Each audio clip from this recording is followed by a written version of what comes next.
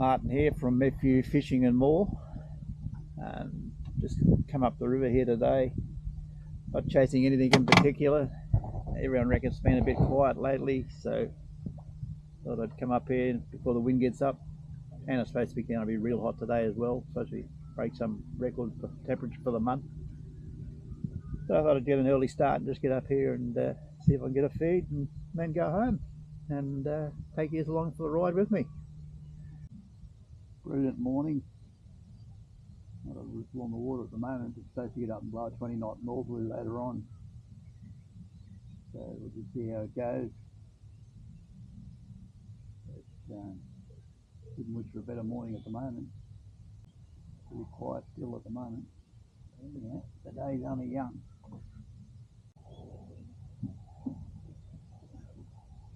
First fish of the day.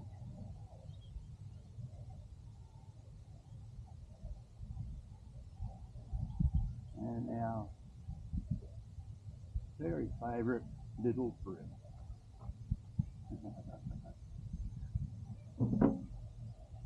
It's not going to be one of those days. Kind of a good healthy system, but there's plenty of them. I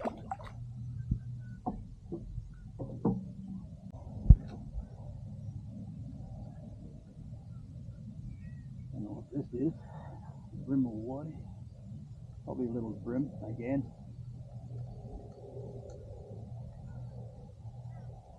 That's exactly what it is. I think we might have to move. Get away from these. See if we can get away from them.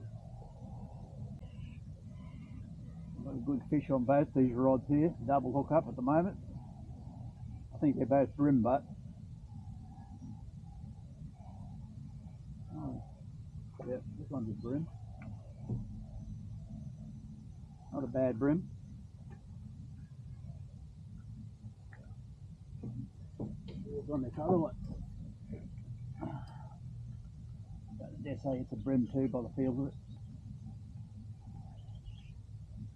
I was hoping to try and find whiting today, but everyone reckons they're quiet. It rained here a while ago. Brought a few down. Last trip down here I did alright on the whiting, but I think since then they've that's another nice brim. Definitely nice brim.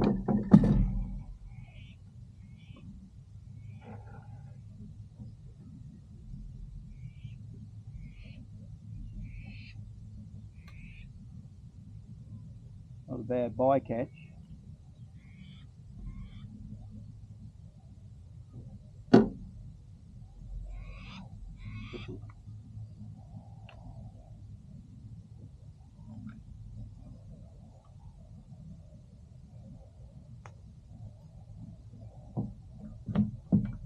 Down there for a minute.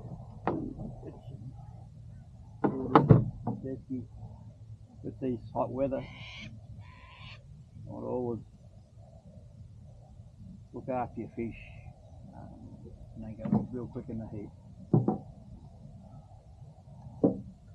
Always bring ice, an esky, some salt water in it, bleed them, and you'll have beautiful fish.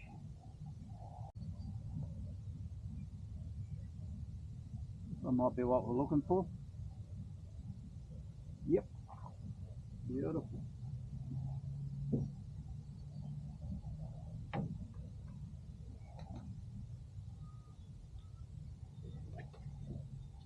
I'm a happy man now. I've got a feed, two nice brim and a whiting, but I'll give it a nice fish.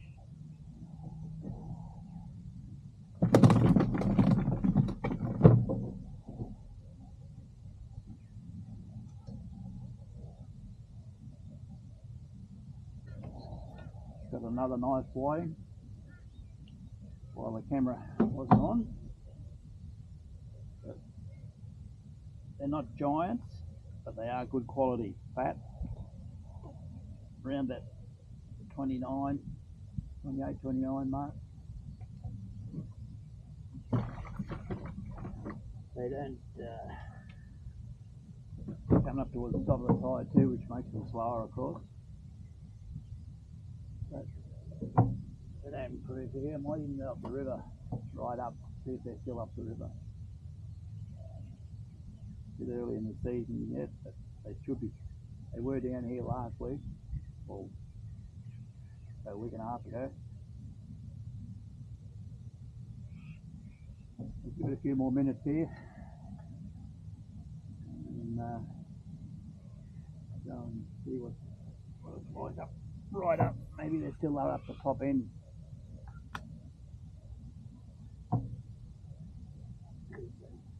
They're not shoaled up here, they're spread out. So, might be many fish, but it's really nice sitting here. There's another one.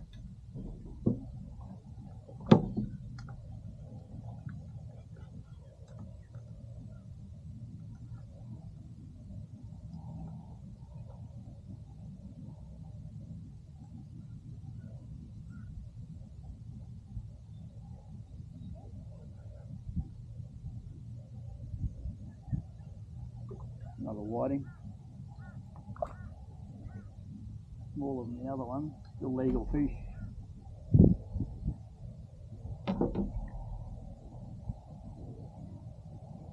Those big 40 pluses we chase sometimes to get down here.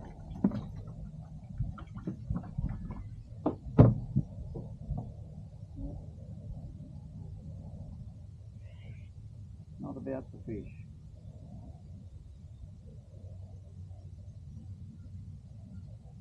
There's a better way to put a day in, that's for sure, all morning. Got to get across this shallow section up here today before tide changes. Otherwise I'll be high and dry. 0.3 low or something like that, I think it is. It's not very good.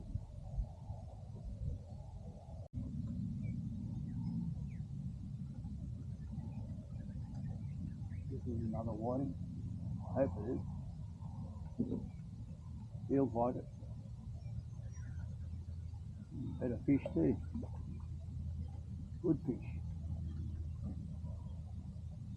That's what we want. A few more of those.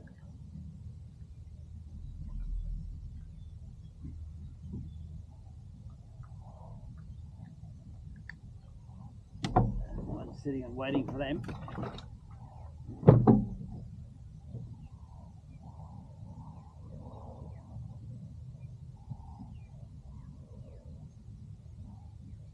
All reports the whiting have been real patchy. They're on one day and off the next, which this time of year in between seasons are supposed to be as expected.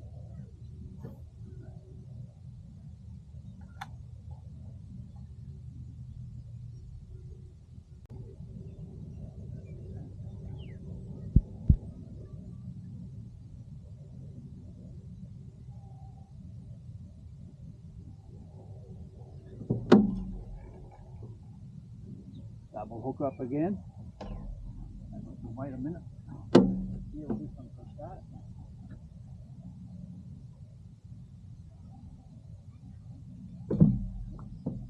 Drop the hook. I'll tell you what, he's one good whiting.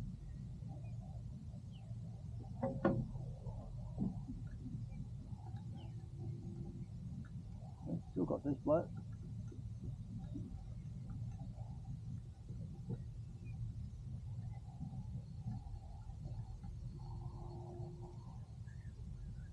Not as big as the last one. Still reasonable fish.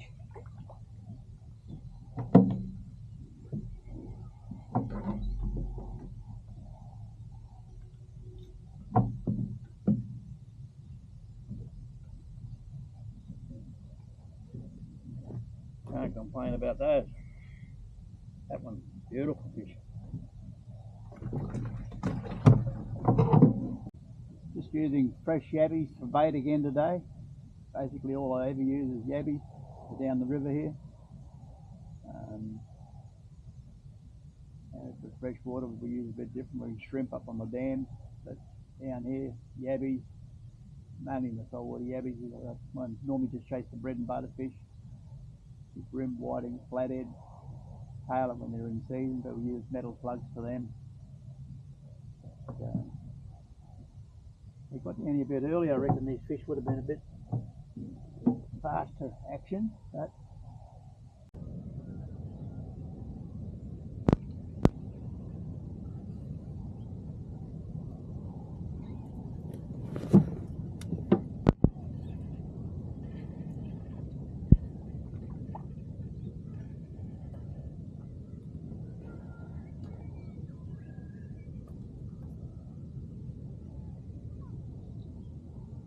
not fast, but they're steady, and what is not bad quality. Like I said, if I'd been down here earlier, I reckon they would have been a lot. Coming up towards the top of the tide, they all slow down.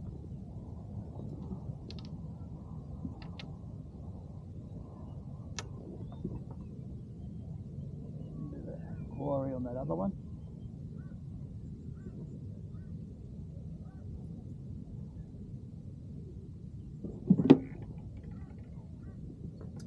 Got him.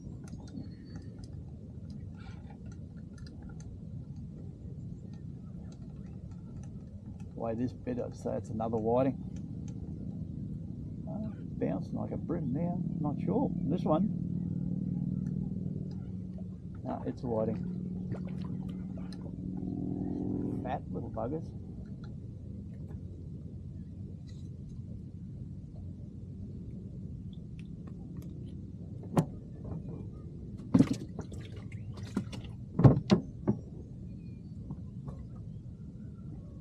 Right out the other side, nothing. They're just out one side of the boat. And that side you'd think they're on, because that's where the gutter is. The sandbank here, they're obviously feeding up on the sandbank on this high tide.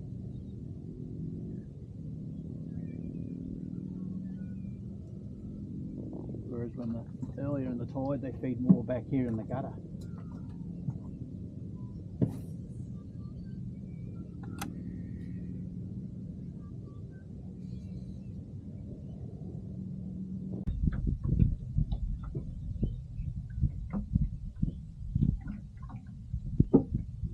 Reasonable sort of a fish, whatever it is. Took off at 100 miles an hour. Not a stingray, I hope. No.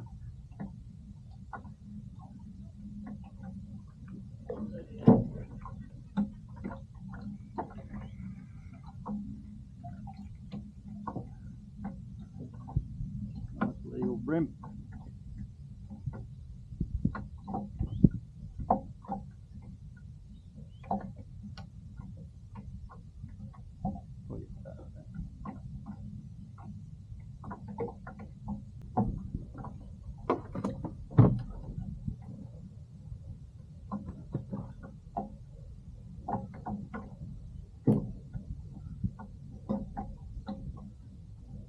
We've got a reasonable sort of a feed there. I might go up the river just first to run out up there and see if the whiting is still up the river, right up. Just got a little grunter while the camera was turned on. I just come right up the river. There we go.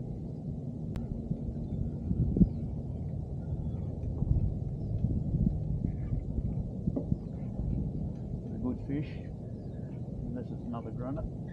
If it is, it's going to be a legal one, I'd say.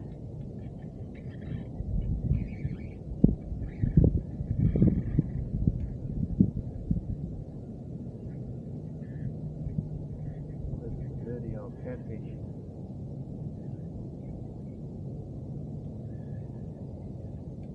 Yeah, man.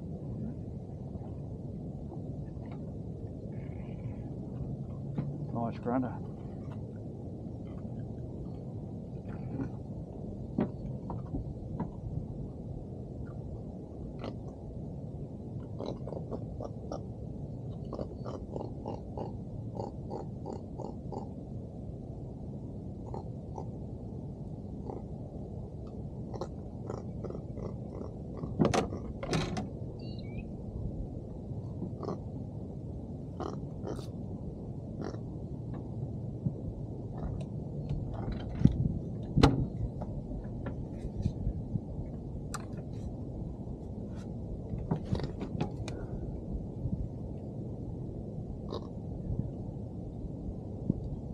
.33.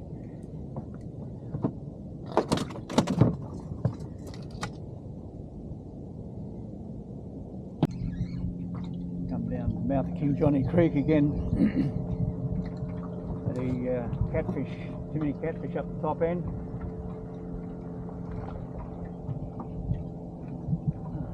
Worth stopping here for. Back to finding the whiting again.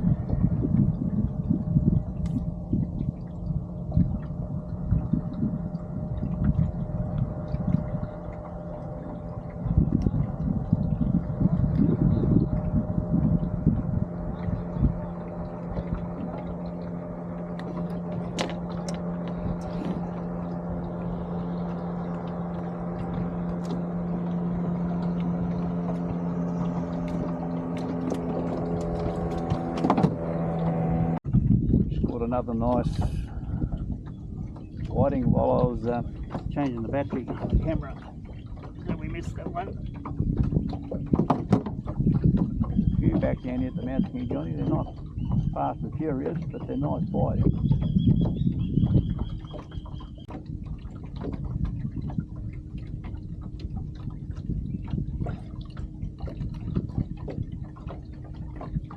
Not sure whether this one's a brim or a whiting.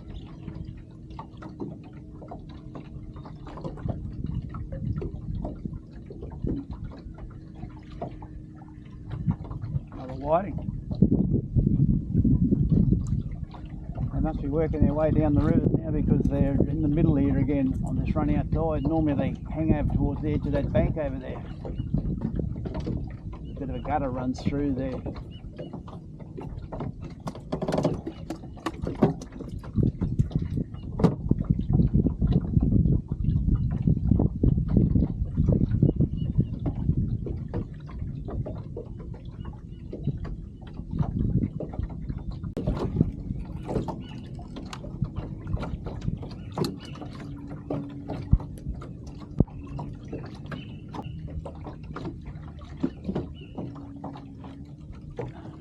Hookup,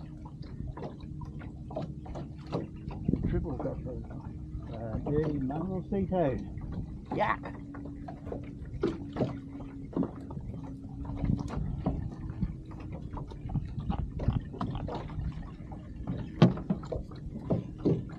Just going to climb over top of that one. Probably another one of those rotten bloody things.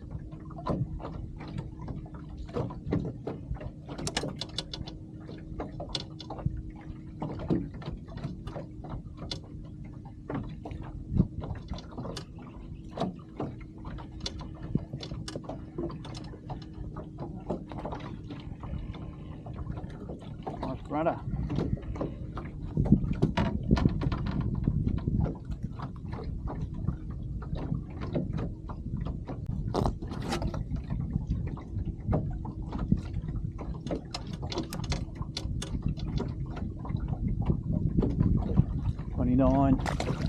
This morning's catch, only 10 o'clock. Got down there a bit earlier, it would have been a lot better. But this way you can't control the tide. Good meal, good feed. Quickly, how I process my fish, my table fish, or bread and butter fish, whatever you want to call them, ready for the kitchen. I'll start off with the whiting, normally scale them. In here I've got water, just fresh water. A lot of people don't believe in fresh water. I've been doing it all my life and honestly I can't tell any difference in the flavour. But I have got a cold brick in there, olive like water, keep the water cold.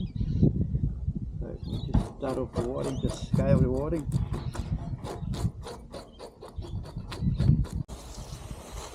Watch the scales off, there's nothing worse. When you go to fillet them and the knife hits the scale. I always wear a glove, a butcher's glove, to save my hands on many occasions. The older you get, the more chance you get of cutting yourself. So hence the glove. Start at the tail. Try and do it back to front so you can see it. Start at the tail. Just come up along that fins there. Take the knife until it hits the backbone.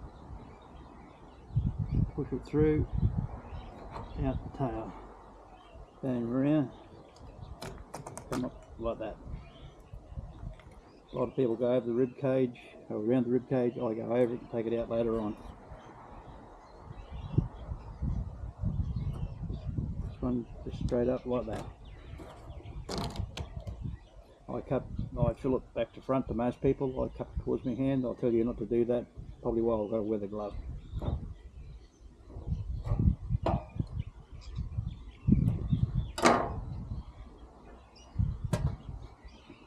Yeah. There's the bulldog.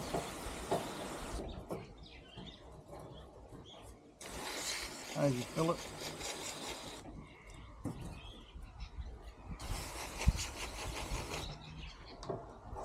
Just a simple matter of taking the rib cage out. Come in like so. That takes the rib cage and the pin bones all in one go. You just get it tight against the pin bone, bring it in, tight on the other side of the pin bone, and flap your knife, tip your knife down, go out like that. Sometimes you've got to trim a little bit there. There you have a perfectly boneless whiting fillet. Give it another quick rinse and into the cold water.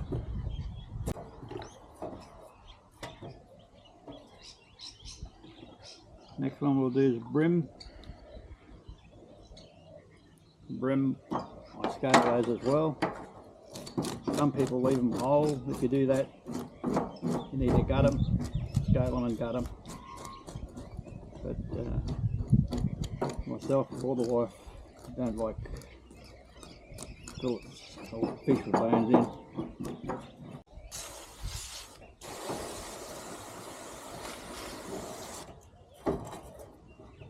Exactly the same way as what you've done the whiting. Start at the tail, come up along the back, tight against that line there. It'll keep a bit of pressure on the knife and keep it tilted down like that. It'll run along the edge of the rib cage.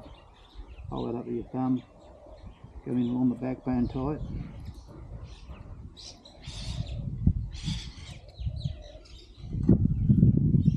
Come over the backbone, put the knife down the other side, out there, back to the tail like so.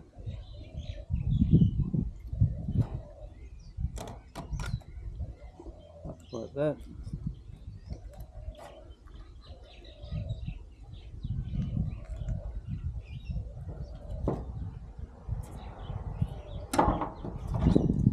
Off.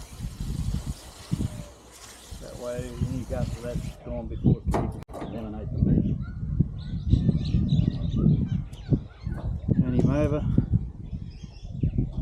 knife in there like that, down on the side like so.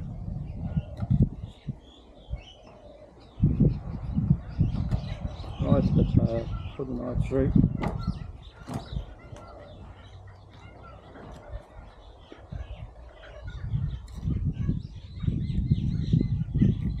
Against the backbone like that, right down to where the ribs join on.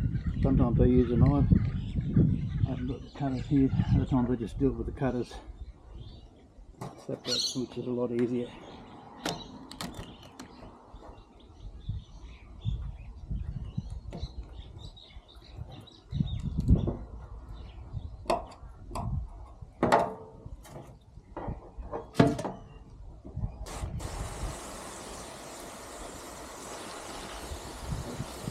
Take this, keep your work area clean and the quality of your fillets will be A1.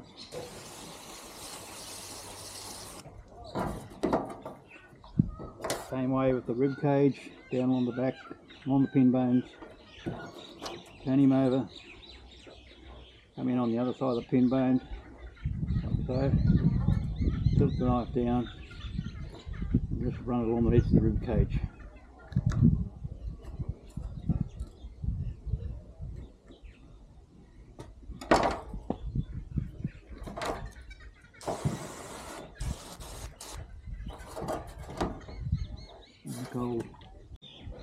Next one we'll lose today is a grunter brim. This is the last one. I didn't get it flated today, so I'll show you another day on that one. Flathead, grunter brim. I don't even scale those other than this. Just a few scales up here to start the knife, because I skin those, because I find the skin is very tough when you cook them. But do it this way, just like you would a reef fish. Leave the scales on the fillet until you get it all. Same way down along the edge. Run the knife back along there like that until you hear it touch, feel it touch the backbone. Come up over the backbone, out to the bottom, like that. Same thing, up to there.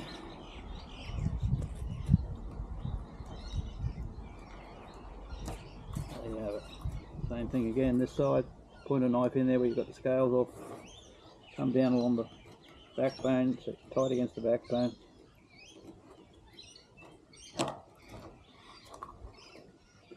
Hold that up with your thumb, Run the knife along there, tight against the backbone. At the bottom, jump, turn him around, up to there, in behind there, tight up there. You don't lose any meat at all that way. Take him out like that, so that you see through it. Meat's just there. Hold your worker gear off, hold your fillet.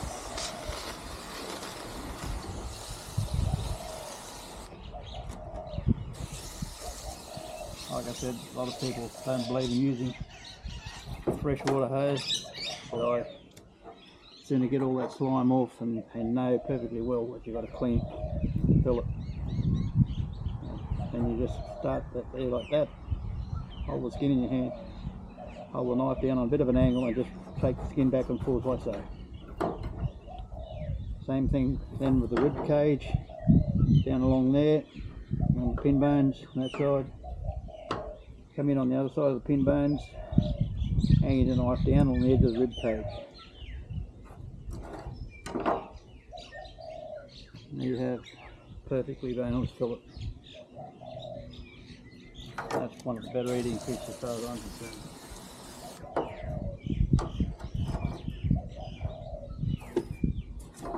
Show you again this one.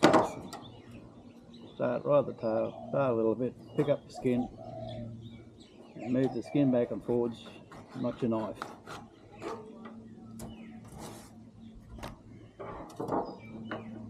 Turn him over along the rib pin bones there, and this outside edge, put down the last one, the last rib bone.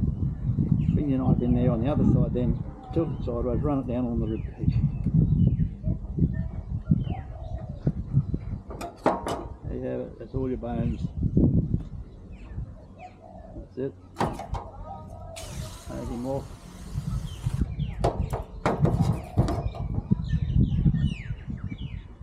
There you have a beautiful boneless fillet of grunter brim or javelin. Spotted javelin is their correct name. It takes some beating. And that's about it. I'll have to show you a flathead another day.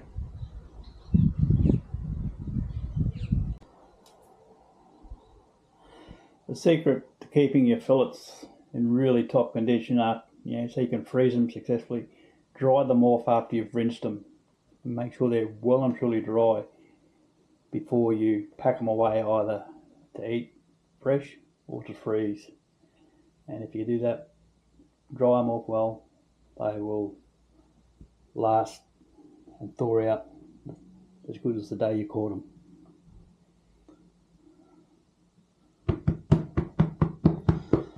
I'll do that, and then I'll leave them sit there for a while, and then come back and either freeze them, bag them straight away and freeze them, or put them in a container in the fridge.